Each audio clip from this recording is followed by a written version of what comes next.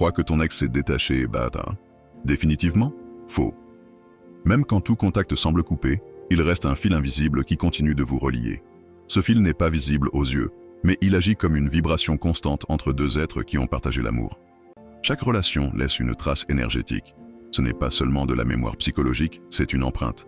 Quand tu as aimé, donné, souffert avec quelqu'un, une partie de cette énergie reste inscrite dans vos corps, vos esprits, vos souvenirs. Ce fil ne disparaît pas parce qu'une rupture a été prononcée.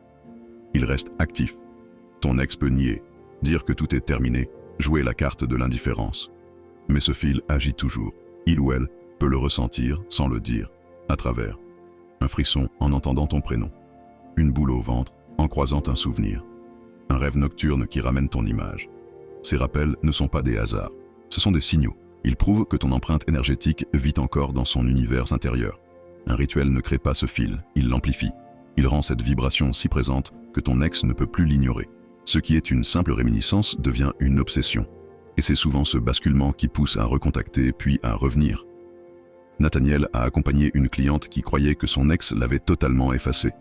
Il ne répondait pas, il semblait détaché, mais il avait gardé une écharpe qu'elle lui avait offerte. Après une intervention, le fil invisible a repris de la force. 2 semaines plus tard, premier message. Je n'arrive pas à me détacher de toi. C'est là la vérité.